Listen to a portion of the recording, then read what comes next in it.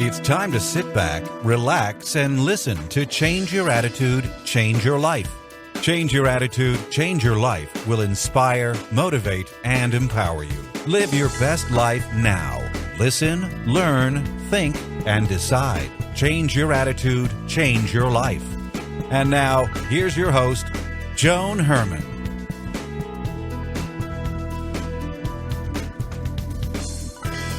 Welcome to Change Your Attitude, Change Your Life. You're listening to us in your neighborhood from coast to coast and around the world. Thanks for tuning in. I'm Joan Herman, author, speaker, and your host. Change Your Attitude, Change Your Life brings you interviews with some of the most inspirational and influential people in the world. It's our goal to educate and empower you so you can live your best life now. Thank you for taking time for yourself, and thank you for letting us be a part of your life. We have another great show for you today. Joining me is Dr. Carmen Harra, who is here to discuss how we can overcome challenges and seize control of our future by resolving our karma. Dr. Harra is a licensed clinical psychologist and intuitive counselor who has worked with powerful politicians and Hollywood royalty. Dr. Harra is a best-selling author and has been featured in the New York Times, Vogue, and New York Magazine. She is a regular contributor to the Huffington Post, and her new book is entitled The Karma Queen's Guide to Relationships. Welcome, Dr. Harra. Thank you so much for joining us today. Oh, I'm so excited to be on your show. Your show is the perfect show for everybody listening because it's all about the attitude. And at the end of the day, what creates attitudes are your thoughts, your actions. So we're going back to the foundation of our life, which is the law of karma, and everything comes from there. So if we understand the concept of karma, then we can certainly change our attitude and create better lives. Well, Dr. Harra, that is where I would like to begin because so many of us are familiar with the word karma. I mean, we all have the saying, karma's a bitch, but I don't know if we really understand the concept of karma. So let's begin there. What is karma? Karma is a misunderstood concept because everybody thinks that karma is what goes around comes around, the Newtonian law. And the Sanskrit word of karma means action, thoughts, and deeds. But the definition, karma is actually the accumulation of your thoughts, of your intention, your action, good and bad, and indirectly your attitude. But the energy of karma manifests into emotions and patterns. And karma gets interwoven into our consciousness and attached to our subconscious mind that is many times dormant. So indirectly gets attached to our soul. So if you think of karma, you think of something that you carry with you. It's like a luggage on a trip.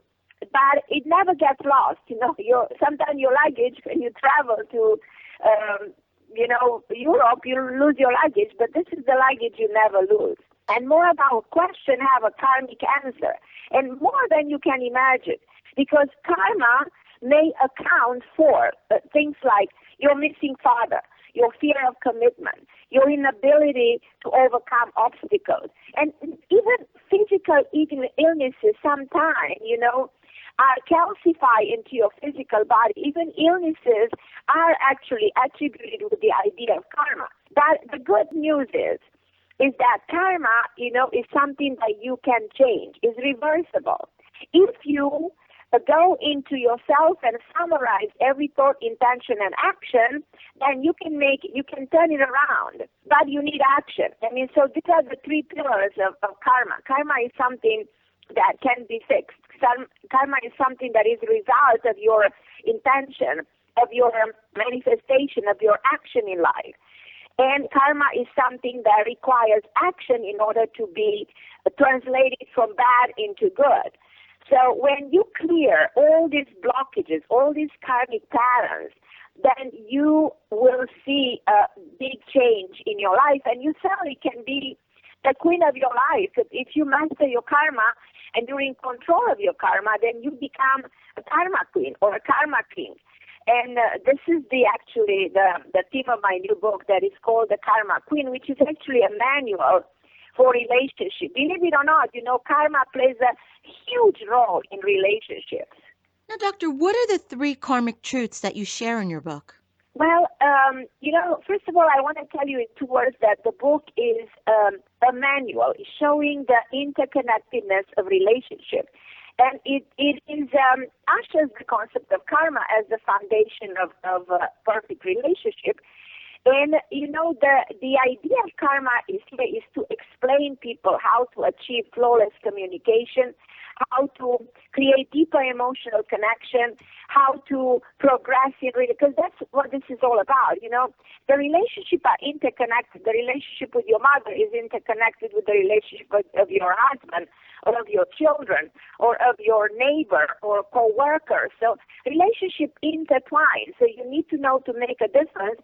And you need to be aware of what kind of a karma you have with the people entering in your life. So if you're aware of that, then you can overcome all the negativity, all the negative emotion and the fear, and you can operate at a true potential. So your relationship will dramatically change if you implement this newfound karmic twist or karmic understanding of the way you relate to yourself and to the people around. And number one, truth of karma is that you need to be in good karmic terms with your own self. Like if you don't love yourself unconditionally, if you don't forgive yourself, then you're not going to be able to project the best image of yourself. So I think the number one step in healing karma and in acknowledging karma is create a wonderful relationship with yourself. But as I said, forgiving yourself, putting yourself first,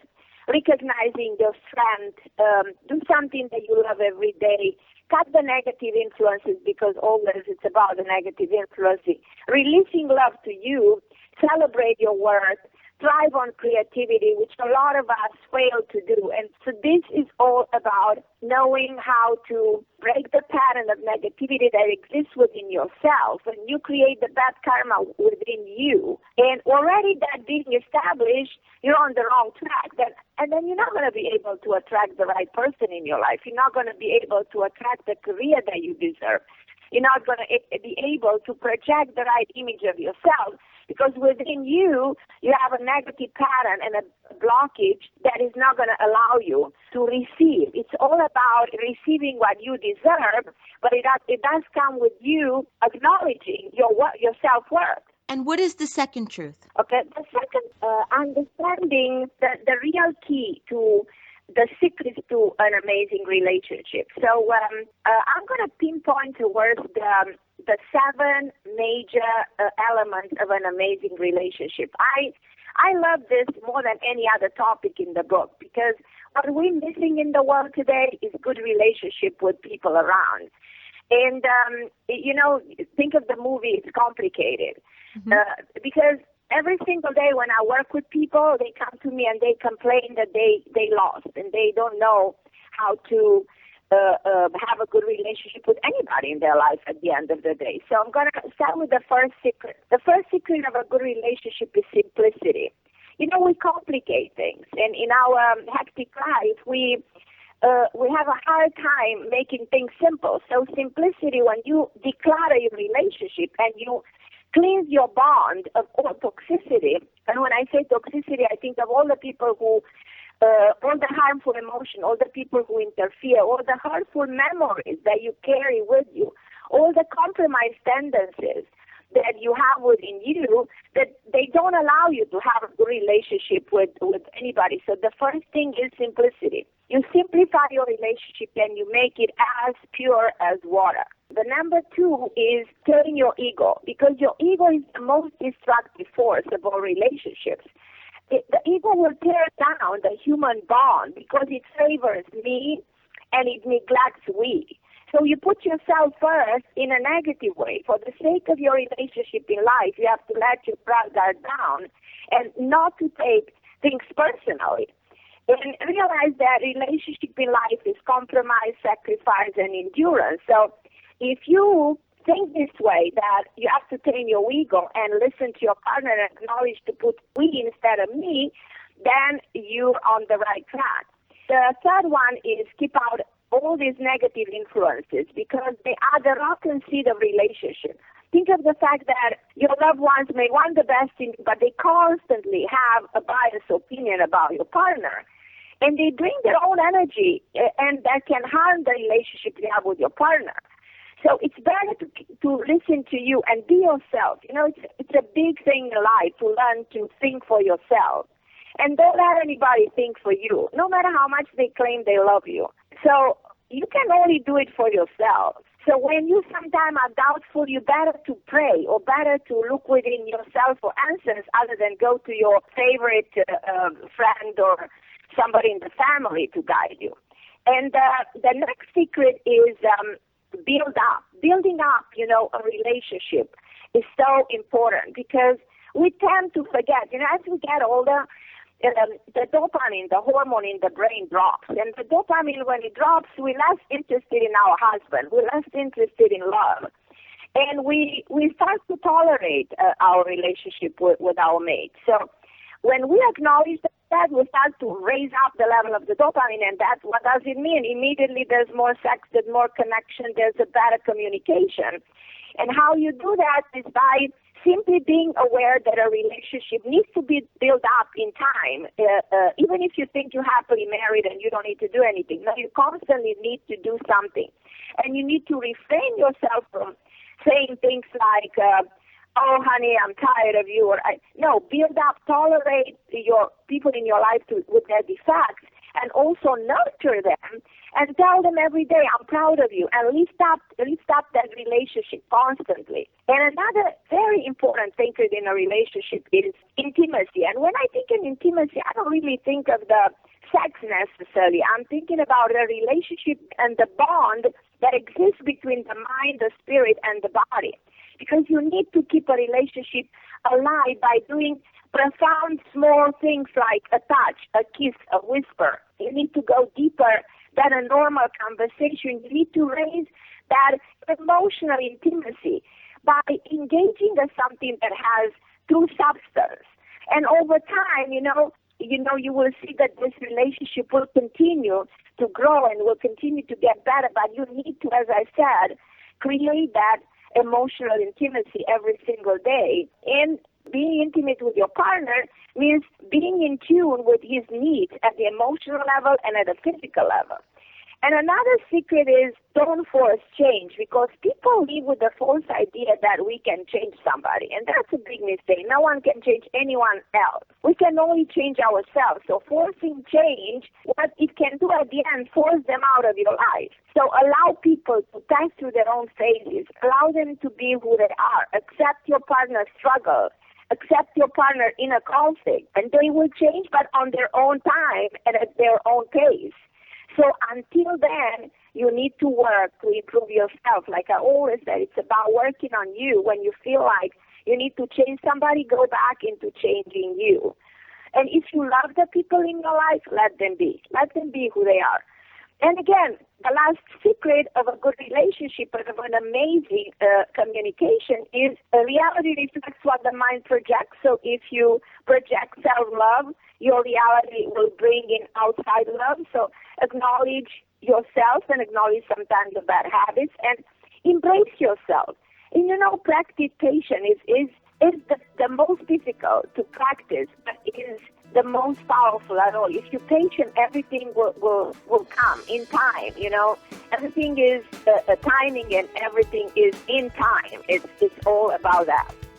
The book is The Karma Queen's Guide to Relationships by Dr. Carmen Harra. Dr. Harra, I wish we had more time. We have to have you come back. If our listeners would like to get more information about Dr. Harra, and if you'd like to learn more about this topic, please visit her website, carmenharra.com. Thank you so much for being here, and you now have an invitation to come back. Oh, I love you, John, and I'm so grateful, and I'm so honored to be part of your amazing, successful show. And you're such a terrific lady, and I appreciate you having me. I adore you, I love you, and I wish you a wonderful 2015 and all the success in the world, my love. We'll be right back. Hi, this is Joan Herman, host of Change Your Attitude, Change Your Life. Did you know that Change Your Attitude, Change Your Life has a free monthly digital magazine that can be read online or emailed to your inbox? Every month, nationally recognized leaders in their field provide information to educate, inspire, and motivate you. We believe in a holistic approach to life, incorporating mind, body, and spirit. Check out a copy of Change Your Attitude, Change Your Life 24/7. Visit cyacyl.com and be sure to tell your friends.